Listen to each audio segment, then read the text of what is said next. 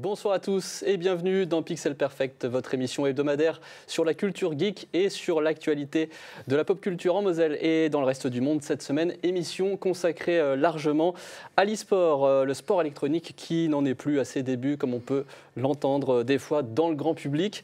L'e-sport, c'est aujourd'hui plus d'1 milliard de dollars de revenus générés chaque année et pour en parler, j'accueille deux spécialistes du domaine. Habib, chroniqueur pour Pixel Perfect et fondateur du podcast The Izu DW Podcast est de retour sur le plateau. Salut Habib. Merci, salut à toi. Avec nous aussi Benjamin alias Tavalus, cofondateur de la structure gaming Reverse et responsable de la formation et de l'e-sport. Salut Benjamin. Salut Jonathan. Avec eux, nous allons parler du secteur e-sport, mais aussi de Reverse, une structure de Moselle qui rayonne aujourd'hui un peu partout sur le territoire français.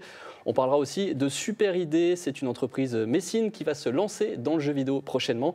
Mais avant tout, chaque semaine, on revient sur ce qui a fait parler dans la culture geek. C'est parti pour l'actu.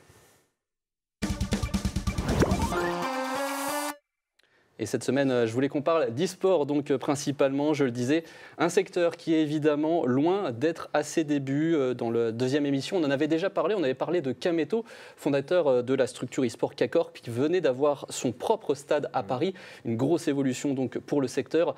Aujourd'hui, l'e-sport, c'est 1,5 milliard de revenus par an et ça ne fait que grimper selon les spécialistes. Ça touche donc beaucoup de monde, spectateurs comme sportifs de haut niveau. En France aussi, pour preuve, le lycée Pierre de Coubertin à Nancy qui vient d'ouvrir sa première section e-sport sur le modèle sport-études. Ça en dit long quand même sur le chemin parcouru. Exact, c'est-à-dire qu'au début, on était juste sur la facette jouer à la maison ou se retrouver un peu pour faire du jeu collectif avec les LAN. Et maintenant, on a carrément des métiers qui sont conçus autour du jeu vidéo. Il y a les joueurs, il y a aussi les régisseurs, les commentateurs, les coachs.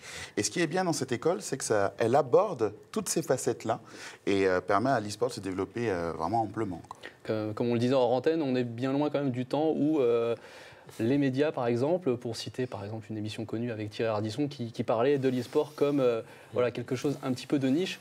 Aujourd'hui, il y a plusieurs structures, plusieurs choses qui se font, notamment en Moselle. Qu'est-ce qu'on a comme différentes initiatives ? Alors, je vais forcément parler un peu de Reverse, mais nous, par exemple, on a une forte emprise, on a énormément d'actions en place avec notamment la mission locale, donc à la fois sur le territoire de Metz et le territoire de Nancy. On travaille aussi avec Pôle emploi, donc voilà, il y a énormément d'initiatives de ce type aujourd'hui. On parle de e-sport études, mais là, on parle plus d'ateliers, d'initiations qui sont mises en place justement pour permettre aux jeunes d'avoir cette approche qui n'existait pas il y a 10 ans. Alors, Habib, justement...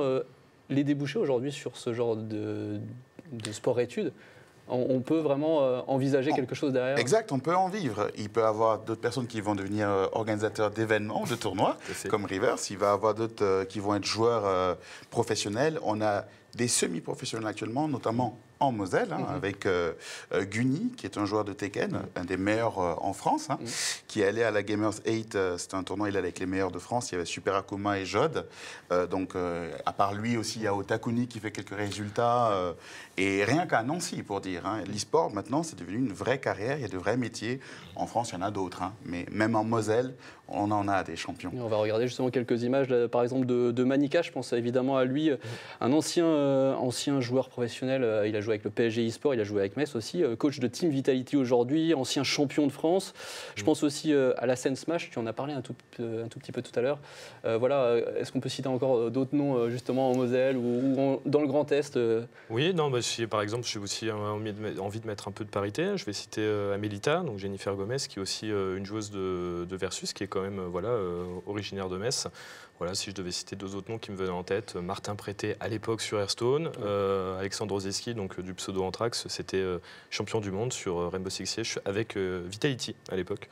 Donc non, on a quand même énormément de talents issus du territoire et je pense que justement, dans les prochaines années, on risque d'en avoir beaucoup d'autres. Il y a même des équipes e-sport aussi qui sont ici en Moselle. Oui, tout à fait. Donc, je peux citer encore Caillou Gaming, je peux citer Reverse Gaming. Là, si je prends un peu plus dans le Grand Est, il y avait à Strasbourg, donc l'équipe montée avec le club, donc le Racing Club de Strasbourg. Le SAB e-sport, donc c'était le Célesta Handball e-sport club. Donc voilà, il y a quand même aujourd'hui, ce qui n'était pas le cas il y a 10 ans, énormément de structures, d'équipes amateurs ou semi-professionnels. Oui, je dis bien, dans évidemment. le contest. On rappelle d'ailleurs qu'en France, aujourd'hui, il y a 1,3 million de joueurs e-sport. Alors, ce n'est pas tous des joueurs, évidemment, à haut niveau professionnel. Et 6 millions de personnes qui regardent, quant à eux, les compétitions. Donc, beaucoup de gens, aujourd'hui, sont dans ce milieu-là. D'ailleurs, c'est la scène League of Legends, évidemment, qui est une des plus regardées. Ouais. En France, on est connu pour avoir la meilleure scène européenne sur ce jeu. D'ailleurs, félicitations à la K-Corp. Ça date d'il y a quelques heures, qui vient d'obtenir sa place en championnat européen cette semaine. Ça aussi, ça veut dire beaucoup sur la place de la France dans le monde, évidemment, Habib, l'e-sport. Donc, il y a la K-Corp vraiment qui a fait rayonner l'e-sport comme jamais, avec les 30 000 personnes dans un stade et l'ambiance à la française. Et il y a aussi des joueurs même dans le jeu de combat, des champions du monde. On a un champion du monde, en France, on en a 2. Ouais. On a un champion Red Bull, donc c'est Crimson. Un champion du monde, c'est Luffy. On a KNE qui a été champion du monde. Ouais. On est vraiment très bon en France. Eh bien, restez avec nous. Dans quelques instants, on continue à en parler un petit peu avec justement l'association Reverse. Et on va parler de jeux vidéo en Moselle. Mais rapidement, on fait le tour des sorties à venir dans le territoire. Et on commence par une murder party au château de Malbrouck. Ce sera le 27 octobre à l'occasion d'Halloween de 19h à 21h30 avec un départ toutes les 15 minutes. Parcourez les salles et les murailles à la recherche de sorcières pour cette intrigue qui est accessible dès 8 ans. Et puis, autre rendez-vous en Moselle, le 2e salon du livre de Florange en quête d'énigmes et d'aventures ce dimanche de 10h à 18h avec 47 auteurs en dédicace, des découvertes de jeux vidéo, de jeux de société ou encore un escape game. Ce sera au COSEC du Hockem. Dans un instant, on parle donc de Reverse, la structure mosellane qui exporte son savoir-faire partout en France. Mais pour l'instant, c'est le grand format. Et dans notre grand format cette semaine, direction Metz avec l'agence de création Super Idée, une structure qui travaille dans la culture d'habitude depuis plusieurs années, mais qui traverse aujourd'hui désormais les frontières du Grand Est et avec de beaux projets. Regardez. 3 ans après le lancement de l'agence de création Super Idée, les Messins ont annoncé le rachat de Reali. Basée dans la prestigieuse Pleine Image à Tourcoing, l'entreprise travaille dans la réalité augmentée. Le but, investir le jeu vidéo avec les équipes créatives dans le Nord et une coordination depuis Metz. Pour cela, les dirigeants ont fait appel à une figure connue des Messins, l'ancien patron des frigos ardents ou de l'aérogare. À mes 30 ans, j'avais envie d'un projet personnel et c'est tombé sur un bar. Ça aurait dans l'absolu pu être autre chose. Ce qui m'intéressait dans un bar, c'était les rencontres humaines, c'était le business. Créer son propre business, c'est quand même une aventure assez géniale. Et puis, c'était le fait que ça a été toujours un café-concert. Moi, c'était la culture qui m'intéressait là-dedans. J'ai toujours eu ce fil rouge. Je suis quand même un bon petit geek à mes heures perdues. J'ai vu, une opportunité de mettre, appliquer la même passion dans un autre domaine.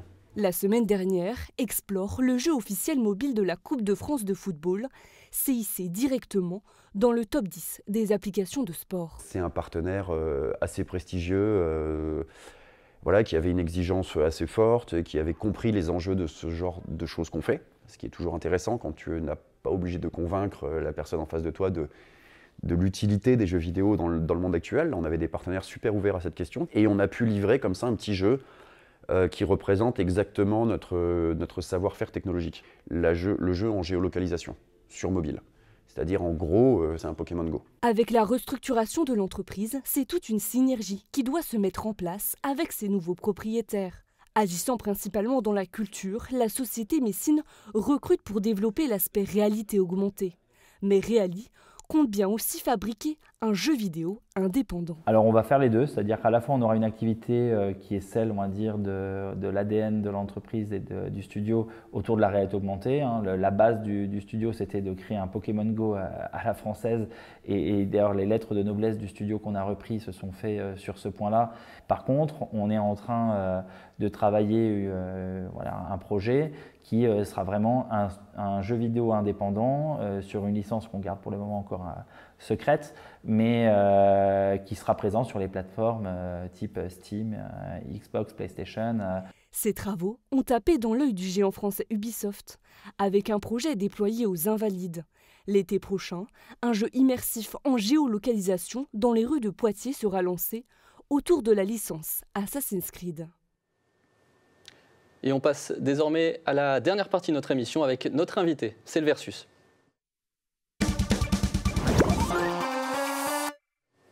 Benjamin, tu es responsable formation et e-sport chez Rivers, une structure messine qui n'a pas encore 2 ans d'existence, pas tout à fait. On y arrive. Et pourtant, déjà, le nom est associé à des événements gaming prestigieux un peu partout. Notamment, on vous a vu à Mestory, mais aussi partout en France, comme à Beauvais. Tout à fait. Et dans pas très longtemps, même à Bordeaux. Voilà, on n'est pas très loin de Bordeaux à Coutras, pour être exact. Alors justement, comment on exporte le savoir-faire mosellan comme ça un peu partout en France ? Ça se fait sur plusieurs schémas. Déjà, aujourd'hui, avec l'association, on a, par exemple, sur Beauvais, on avait tout simplement répondu à un appel d'offres. Donc, la commune avait cherché à positionner un événement jeu vidéo. Donc, c'était intéressant pour l'association d'y participer. En plus, nous, on aime travailler avec d'autres associations du territoire. Donc, Beauvais, c'est pas uniquement du Rivers, c'est du 5TV, du Rivers, de Smash Lorraine. Enfin, voilà, on essaie de faire travailler aussi énormément d'acteurs du territoire quand on organise comme ça des événements. Puis j'ai envie de dire aussi, c'est notre savoir-faire avec une partie du bouche à oreille. Ça, c'est hyper important. Donc voilà, je pense que les personnes, les collectivités qui nous font confiance, arrivent de temps en temps à parler de Rivers de part et d'autre sur les événements qu'on met en place, la qualité de ces événements. Donc voilà.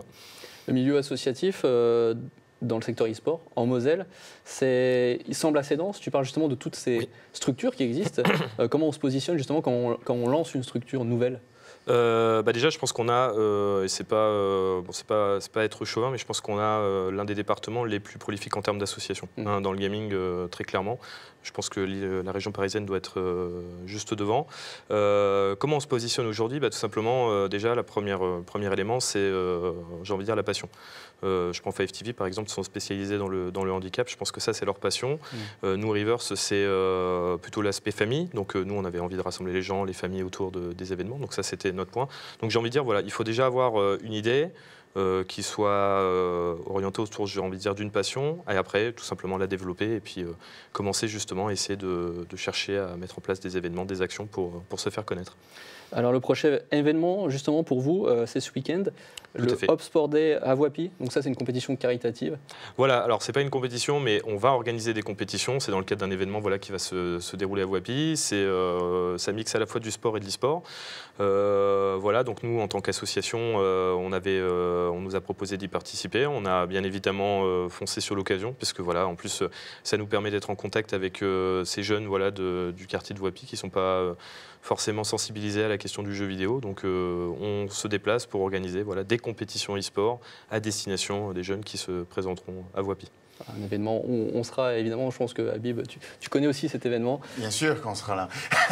Merci en tout cas à vous deux pour votre participation.